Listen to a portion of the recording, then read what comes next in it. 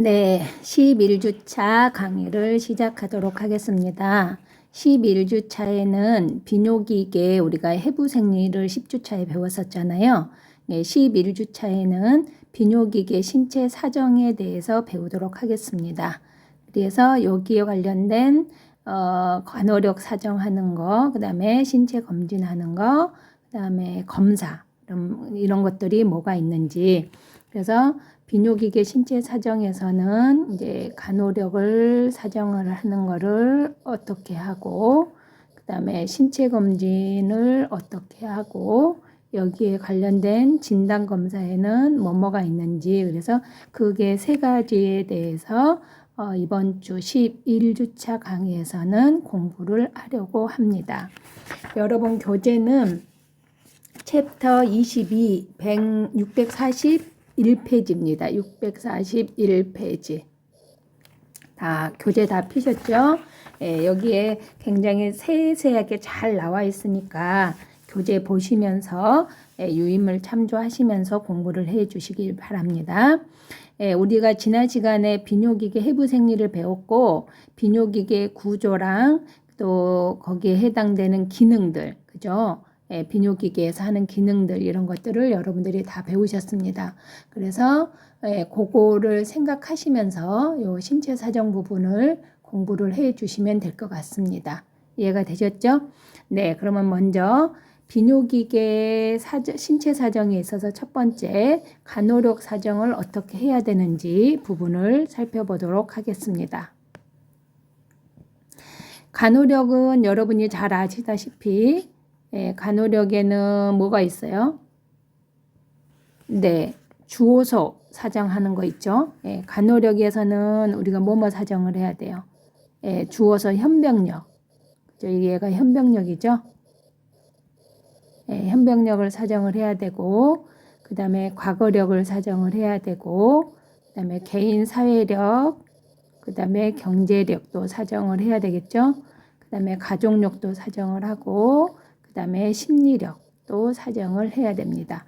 그래서 이제 이거의 우리가 주 간호력 사정할 때 여러분들이 해야 되는 거잖아요. 자, 제일 중요한 거는 첫 번째 현병력, 주호소에서는 뭐뭐를 우리가 사정을 해야 되느냐. 이 부분은 꼭 알아두시고 굉장히 중요합니다. 국가고시나 우리가 임상에서도 굉장히 많이 사용되는 부분이기 때문에 여러분들이 좀 잘 알아두시면 좋을 것 같아요. 자, 주호소에는 세 가지를 저희가 확인을 해야 되는데, 배뇨의 양상과 이때 그 신장, 비뇨기계가 문제가 생겼을 때 나타나는 통증이 다릅니다. 그리고 비뇨기계로 인해서 다른 시스템에 증상들이 나타나는데 이 증상들이 뭐가 있는지, 그래서 요 세 가지를 꼭 체크를 하셔야 됩니다. 배뇨의 양상이 어떤지, 그 다음에 통증이 어디 부위에서 있는지, 그 다음에 관련 증상으로는 어떤 증상들이 있는지 요 세 가지를 체크를 하셔야 됩니다. 자, 먼저 배뇨의 양상에서는 소변의 양을 체크를 하셔야 되는데 얘는 항상 중요하죠. 우리가 아이오 체크할 때도 마찬가지이지만 소변, 비뇨기계 신장이 하는 가장 큰 기능은 소변을 생성을 하는 거였잖아요. 그렇죠? 소변은 하루에 사구체에서 걸러지는 수분의 양은 하루에 얼마라고 그랬어요? 빨리빨리 대답해 보세요. 하루에 180리터라고 했죠. 사구체에서 여과되는 거는 소변량이 그 정도 되지만 대부분 다 세뇨가를 지나면서 재흡수되면서 사실 소변으로 밖으로 해서 배설되는 양은 하루에 1에서 2리터, 그래서 하루에 한 1500ml가 정상이라고 이야기를 했습니다. 기억나시죠? 이 소변의 양이 이렇게 하루에 얼마라고요? 그죠? 1500ml가 돼야지 1에서 2리터, 그래서 1500ml 정도가 돼야지 정상인데 이 소변이 부족할 수도 있고 그 다음에 너무 많을 수도 있을 거 아니에요. 그래서 크게 무뇨인, 우리가 무뇨라고 에뉴리아라고 이야기를 합니다. A를 붙여서 에뉴리아 무뇨는 24시간 동안 100cc 이하를 소변을 보는 경우를 우리가 무뇨라고 이야기를 합니다. 이런 경우는 거의 신장이 기능을 못하는 경우에이겠죠. 그 다음에 두 번째는 핍뇨가 있는데 이해가 중요합니다. 핍뇨로 인해서 무뇨로 가기 때문에 핍뇨가 나타났을 때 빨리 처치를 해줘야지 신장이 더 망가지지 않겠죠. 그래서 핍뇨가 나타나는지 안 나타나는지를 가장 잘 관찰해야 되는 게 간호사의 역할입니다. 그래서 핍뇨는 꼭 올리고유리아라고 하죠. 핍뇨는 꼭 알아두시기 바랍니다. 아까 무뇨는 24시간 동안 100ml 이하라고 했잖아요. 워낙엔 1500 나와야 되는데 24시간 동안 100에서 400cc 정도의 소변량이 나타날 때를 우리가 핍뇨라고 합니다. 근데 좀 전에 말씀드린 것처럼 핍뇨가 나타나기 시작하면 신장이 망가진다는 그죠? 손상이 갔다는 얘기거든요. 근데 그걸 24시간 동안 기다리고 있다가 신장이 손상이 됐다라고 판단해서는 안 될 거 아니에요. 그래서 핍뇨는 시간당이 있습니다. 시간당. 그래서 시간당 30cc 이하일 경우를 우리가 핍뇨라고 합니다. 24시간 동안에는 100에서 400cc다 그러면 우리가 핍뇨라고 이야기를 하고 시간당 이해가 중요하죠. 이해가. 그래서 우리가 아이오 수술 갔다 오거나 또 신장이 안 좋은 사람들은 시간당 소변량을 체크를 하게 돼 있습니다. 그래서 시간당 30cc 이하다라고 하는 거죠. 우리가 소변량을 체크할 때 이렇게 보면 백으로 이렇게 있는 경우가 있고 이렇게 해서 밑에 이렇게 삼각형으로 해서 여기서 이렇게 소변량을 체크를 하는 게 있잖아요. 그러니까 요거는 시간당 체크하는 여기에 눈금이 이제 적으니까 그죠? 여기는 뭐 100cc, 200cc 이렇게 되지만 여기는 10, 20, 30 이렇게 돼서 요런 백을 이용을 해서 시간당 30cc 이하인지 아닌지를 체크하는 방법이 있습니다. 그래서 요 핍뇨인 경우는 꼭 알아두셔야 됩니다. 자, 24시간 동안 몇 cc? 100에서 400cc 시간당 30cc 이하를 핍뇨라고 합니다. 자, 다뇨가 있습니다. 폴리유리아라고 하고 이거는 24시간 동안 3000cc 이상이다. 워낙에는 얼마인데 1500cc 정도가 돼야 되는데 3000cc 이상이다. 그럼 우리가 다뇨라고 이야기를 합니다. 이해가 되셨죠? 그래서 무뇨, 핍뇨, 다뇨에 대해서 정확하게 아시고 이 환자가 무뇨인지 핍뇨인지 다뇨인지 특히 핍뇨는 꼭 알아두셔야 된다고 했습니다. 그 다음에 소변 색깔을 보셔야 되는데 양을 봤으니까 지금 배뇨의 양상 보고 있어요. 배뇨의 양상이라는 양상에서는 소변의 양, 그 다음에 소변의 색을 보는 겁니다. 소변의 색이 혈뇨냐, 워낙에는 소변에 적혈구 빠져나와요? 안 빠져나와요? 안 빠져나온다고 그랬죠. 그래서 혈뇨가 되면 절대 안 되는데 혈뇨가 된다는 소리는 사구체가 다 지금 망가졌다는 소리겠죠. 그래서 혈뇨가 나와서는 안 되고 고름이 나와서도 안 되고 그 다음에 당이나 단백도 나와서는 안 됩니다. 포도당은 근위 세뇨간에서 100% 재흡수된다 그랬어요. 아미노산도 100% 재흡수. 그래서 당하고 단백질은 절대 소변에서 빠져나와서는 안 됩니다. 그죠? 근데 이제 이런 소변이 나온다 그러면은 문제가 있는 거죠, 지금. 그 다음에 세 번째 봐야 될 배뇨의 양상에서 양 받고 색 받고 그 다음에 배뇨 장애를 보셔야 됩니다. 환자가 배뇨 곤란이 있는지 배뇨 곤란이라는 것은 배뇨가 어려운 거예요. 소변 보는 것이 어려운 거를 우리가 배뇨 곤란이라고 이야기를 합니다. 그 다음에 빈뇨가 있는지 빈뇨는 일일에 소변이 일일에 우리가 300cc 정도가 방광에 차면 요일을 느끼고 최대 500cc까지는 저장을 할 수 있다고 했습니다. 그럼 우리가 하루에 1500cc 정도를 소변을 본다고 하면 하루에 3번에서 4번 정도는 우리가 봐야 되겠죠. 그죠? 근데 일일에 한 3번에서 4회 정도의 소변을 봐야지 정상인데 일일 횟수가 이것보다 증가하는 경우를 우리가 빈뇨라고 이야기를 합니다. 이해가 되시죠? 그 다음에 긴박뇨는 소변을 매롭지만 참을 수 있어야 되는데 참을 수가 없는 거를 우리가 긴박뇨라고 이야기를 합니다. 그래서 배뇨곤란이나 빈뇨나 긴박뇨가 있는지 확인을 해야 되고 그 다음에 야뇨가 있는데 잠자는 동안에는 소변을 한 번 적어도 한 번 정도 봐야 되는데 2번 이상으로 소변을 보기 위해서 깬다거나 이런 경우를 우리가 야뇨라고 이야기를 합니다. 그 다음에 요실금, 얘는 중요하죠. 소변이 불수의적으로 배출이 되는 겁니다. 그러니까 소변을 내가 소변 봐야지, 그리고 힘을 줘서 소변을 보는 거잖아요. 그러니까 수의적으로 조절이 가능해서 우리가 소변을 보는 건데, 내가 소변 봐야지 아닌데도 소변이 나오는 거예요. 그것이 이제 요실금이라고 이야기를 합니다. 얘는 이제 나이 들면서 소변에 배뇨근이나 아니면은 요도 관략근 이런 기능들이 떨어지게 되면서 불수의적으로 배출이 되는 요실금이 나타나죠.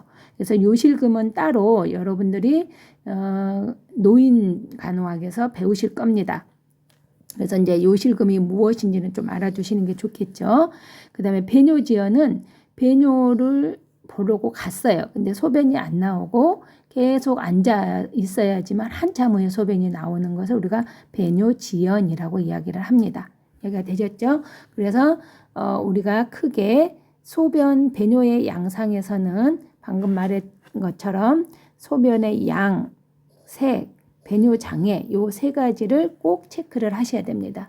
요 3가지는 엄청 중요합니다. 그래서 여러분들이 꼭 알아두시길 바랍니다. 아셨죠? 자, 2번째 갈게요. 2번째는 통증이 있는지 없는지를 꼭 보셔야 됩니다. 제일 중요합니다. 통증. 신장은 어디에 있다고 했어요? 이게 신장, 요관, 방광, 요도 요 부분이 때에 따라서 통증 부위가 다릅니다. 그래서 이제 통증 부위가 어디 있는지를 꼭 아셔야 되고, 자, 먼저 신장에 문제가 생겼다. 그러면은 신장은 후복부에 있다고 그랬잖아요. 뒤쪽 후복부. 몇 번에서 12번에서 요추 3번 사이에 있다고 그랬잖아요. 그죠? 여기가 12번째 늑골이에요. 여기가 12번째 늑골, 여기가 척추. 그죠? 그래서 12번의 늑골하고 이 척추하고 이루는 요 사이에 요 신장이 여기 있잖아요. 이 사이를 우리가 뭐라고 하냐면 늑골 척추각이라고 합니다. 코스터 베테브럴 앵글에서 CVA라고 합니다. 늑골 척추각. 그래서 늑골 12번째 아래에 CVA의 부위에 통증이 나타납니다. 어디가 문제가 생겼을 때? 신장이 문제 생겼을 때. 키드니에 문제가 생기면 늑골 척추각 부위에 통증이 발생한다는 겁니다. 이해가 되셨죠? 그 다음에 요관에 문제가 생기면은 우리 지난 시간에 배웠죠? 요관.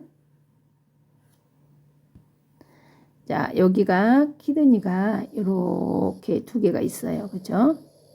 그러면 얘가 쭉 내려와서 방광이 있고 요도가 있는데 요 방광이 어디에 있다고 그랬어요?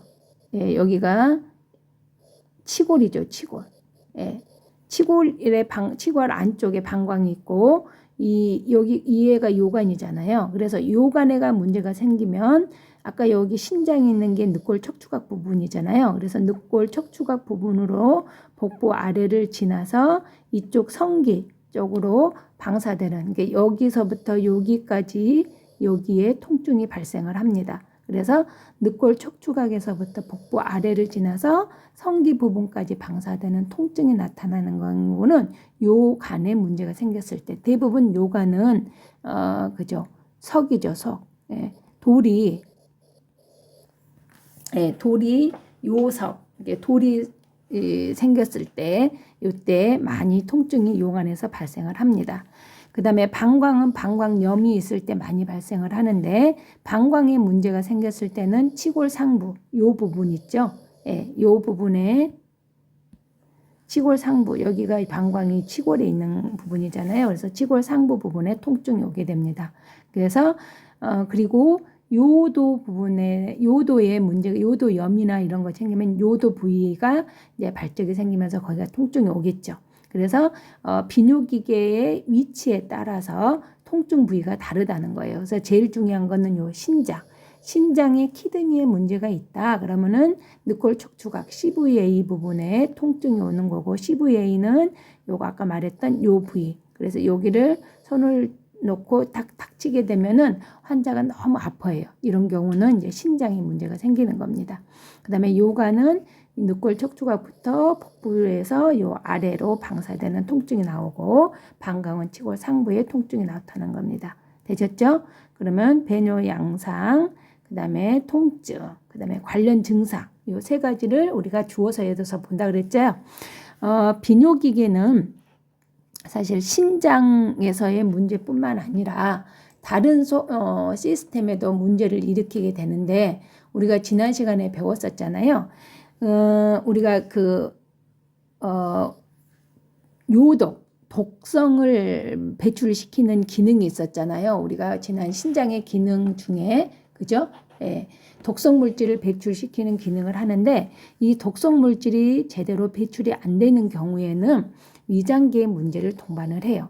그래서 오심, 구토, 설사, 식욕부진, 이런 마비성 장폐색, 이런 것들이 나타날 수가 있거든요. 그래서 이런 위장계 증상이 있는지 없는지 우리가 살펴봐야 되고, 그 다음에 이제 면역력이 떨어지면서 감염 증상이 나타날 수가 있고, 또 요독증으로 이제 뇌에 영향을 주기 때문에, 독성이 쌓이면서 뇌에 영향을 주기 때문에 기면이나 혼돈, 이런 부분들이 나타날 수가 있습니다. 그래서 이런 문제가 같은 증상들이 나타나는지 여기까지 살펴보는 거에 우리가 해야 될 일입니다.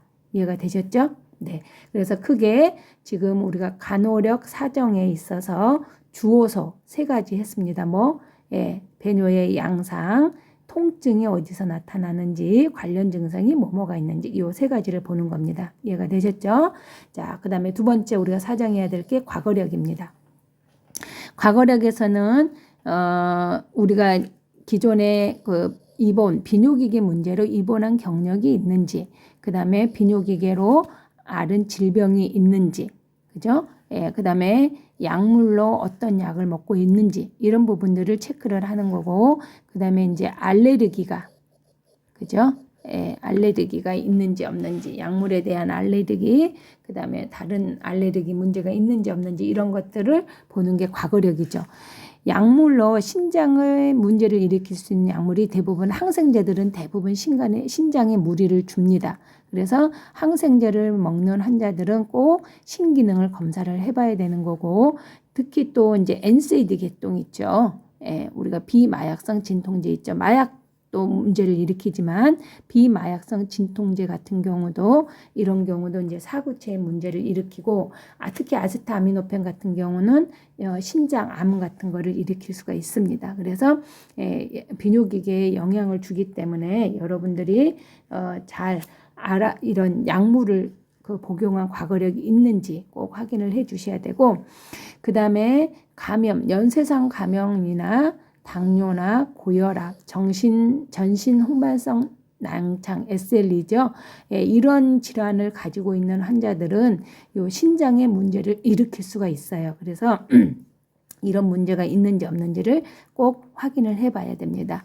그 다음에 독성 물질에 노출된 경험이 있는지, 특히 중금속이나 일산화탄소, 그 다음에 산업장에서 우리가 지난 시간에 얘기했던 여러 가지 중에 화학약품을 많이 쓰는 그런 데서 일을 하는 사람들, 그런 직업을 가지고 있는 사람들, 이런 물은 독성 물질 많이 노출될 수가 있습니다. 그래서 이제 이런 과거력을 꼭 파악을 해줘야 되고, 그 다음에 이제 가족력을 파악을 해야 되는데, 가족력을 사정을 할 때는 요 다낭포성 신장이 가족력이거든요. 다낭성포 신장이라는 건 뭐냐면, 이렇게 신장이 있는데 신장 안에 이렇게 낭을 막 이렇게 만드는 거예요. 그래가지고 신기능을 못하게끔 만드는 병이 있는데, 이해가 유전병이에요. 유전으로 생기는 병이기 때문에 다낭포성 신장이 가족력에, 그죠? 위에 관련된 가족 중에 혹시 다낭포성 신장이 있는지 없는지를 확인해야 되고, 고혈압이나 당뇨도 이 신장에 영향을 주기 때문에 고혈압, 당뇨가 있는지, 그 다음에 가족 중에 신부전을 앓은 부분이 있는지, 그 다음에 특히 신장암이나 방광암, 그죠? 예, 방광암 같은 종양을 가족력이 있는지 없는지를 체크를 해야 됩니다.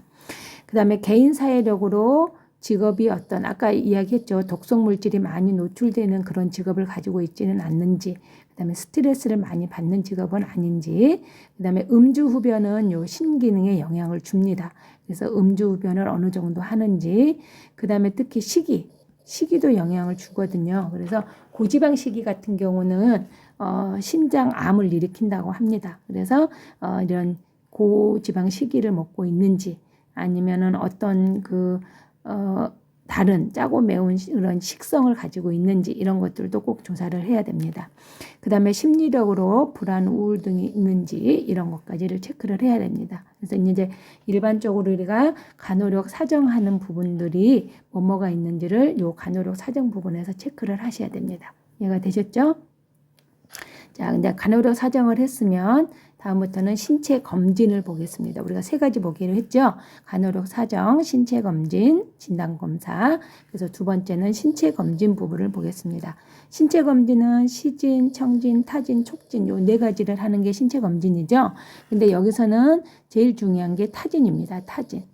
신비뇨기계에서는 제일 중요한 게 타진이고, 자, 먼저 신장은 촉진은 어렵습니다. 이게 신장에 문제가 있다 그러면은 촉진이 될 수가 있지만 정상적으로는 촉진이 안 되는 게 정상입니다. 그리고 후복부에 있기 때문에 촉진되기가 참 어렵죠. 근데 다낭포성 신장일 때는 신장이 굉장히 커져 있어요. 그렇기 때문에 이게 만져질 수가 있는데 다낭포성 신장을 가지고 있는 환자들을 촉진을 해서는 절대 안 됩니다. 예, 왜냐하면 그 다낭이 터지게 되면서 더 이제 문제를 일으킬 수 있기 때문에 다낭포성 신장 환자일 때는 촉진하지 않도록 해야 됩니다. 그 다음에 워낙에는 타진을 할 때면 타진 시는 통증이 있어야 돼요, 없어야 돼요? 예, 없는 것이 정상이죠. 이해가 정상입니다. 그죠? 예, 근데 염증이 생기거나 신장에 문제가 있을 때는 통증이 있다 그랬죠. 특히 어디에? CVA에 늑골 척추각 부분에 신장은 통증이 나타난다. 그럼 이거는 문제가 있는 거죠. 그 다음에 방광은 제대 아래 5 내지 7 부위를 촉진을 하면은 만져지고 촉진이 소면이 차게 되면 둔타금, 물이 차 있으니까 둔타금이 타진을 하게 되면 둔타금이 들리게 됩니다. 그 다음에 요도 부분에는 시진을 해서 발적이나 감염 증상이 있는지 없는지를 보는 거고요. 신경계 피부 감각을 조사를 하는 경우 피부계에서는 특히 빈혈, 우리가 신장의 기능 중에 에리스로포이에틴, 에틴을 만들어서 이게 적혈구를 생성하는 데 관여를 한다고 했어요? 안 했어요? 기능이 있었죠? 그래서 신장에 문제가 생기면 에리스로포이에틴이 안 만들어지면서 적혈구 생성이 안 되니까 결국 빈혈이 나타날 수가 있어요. 그래서 꼭 체크를 해 보셔야 되고, 골격계에서는 우리가 칼슘, 그죠? 칼시토닌을 만들어서 칼시트리올을 형성을 해서 비타민 D로 칼시트리올을 형성을 해서 칼슘이 혈액에 만들어지게끔 해야 되잖아요. 그죠? 혈액에 증가시켜주는 역할을 하다 보니까 이제 뼈에 있는 칼슘을 빼게 되면서 이제 골격에 문제가 생기는, 그래서 이제 걸음걸이나 동작이 이상해질 수 있는 그런 문제가 생길 수가 있습니다. 그 다음에 이제 호흡기계 나중에 케톤 산증, 여러분 옛날에 당뇨병 배우셨죠? 그래서 케톤산, 그래서 신장이 망가져서 제대로 산증이 처리해야지, 균형을 유지시키지 못한 경우에 케톤산에 빠지게 되면서 이제 호흡기계에 문제가 생길 수가 있잖아요. 호흡할 때 냄새 난잖아요. 사과향 냄새가 난다고 그랬잖아요. 그래서 이제 그런 문제들이 발생을 할 수가 있습니다. 그래서 신체 검진할 때는 이런 부분을 시진, 청진, 타진, 촉진해서 알 수 있도록 꼭 신체 검진을 하셔야 됩니다. 자, 그 다음에 진단 검사를 보겠습니다. 우선 지금까지 우리가 앞에서 배웠던 것 중에 건강력 사정한 거하고, 그 다음에 방금 했던 신체 검진 부분을 보시면 642페이지에 보면 건강력 사정하는 부분이 나와 있습니다. 그래서 우리가 배웠던 주호소 부분이 지금 빠지긴 했는데 과거력이나 수술 병력이 있는지, 식습관은 어떤지, 사회 건강력은 어떤지, 가족력은 어떤지 이런 부분을 체크를 하라고 그림 22-1 부분에 나와 있고요. 643페이지에 보시면 요로계 배설에 영향을 주는 약물들이 있습니다. 그래서 뭐 항콜린제나 알파, 교감신경 이런 것들은 이제 요실금을 완화시켜 주긴 하지만 요정체를 일으키는 문제를 일으키는 약물이기도 하고요. 거기 아까 말씀드린 비스테로이드성 항염증제 같은 경우는 사구체염을 일으킵니다. 아세타아미노펜은 이제 심장암을 일으키는 부분들이 있다고 하니까 여러분들이 꼭 체크를 해주시고, 그 다음에 요로계를 자극하는 음식들이 있어요. 특히 이제 식초나 알코올이나 초콜릿이나 카페인 이런 부분들은 요도를 자극을 하죠. 그 다음에 특히 이제 크랜베리나 이런 것들은 견과류 이런 것들은 산증을 만들어요. 산증. 그렇죠? 예, 그러니까 이런 부분들이 있으니까 좀 잘 해주시고, 비타민 같은 경우는 신장에 좋다고 합니다. 특히 방광암 전립선암이나 방광에 문제가 있는 사람들은 이런 그 비타민 제제를 하는 것이 좋다고 이런 연구 논문이 많이 나와 있습니다.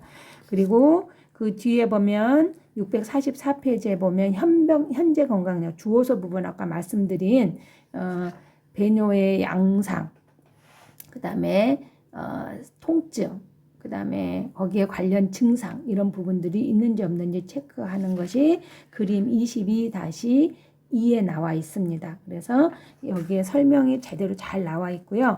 646페이지에 보시면 비뇨기계 통증 양상에 대해서도 아까 말씀드린 대로 잘 나와 있습니다. 그래서 특히 신장에 문제가 있을 때는 늑골 척추각 부분에 통증이 있다는 것을 꼭 알아두시고 이런 부분들에 대해서 공부를 같이 여러분들이 해주시면 좋겠습니다. 그 다음에 신체검진 650페이지 보면 신체검진에서 시진, 청진, 타진, 촉진 부분이 잘 나와 있고 특히 이제 이 부분에 아까 말씀드린 타진 부분을 여러분들이 잘 알아서 통증이 있는지 없는지를 체크하는 게 제일 중요합니다. 비뇨기계에서는. 되셨습니까? 예, 11주차 1강은 여기까지 해서 마치도록 하겠습니다. 배운 내용을 다시 한번 정리하셔서 꼭 공부를 해 주시기를 바랍니다. 아셨죠? 수고하셨습니다.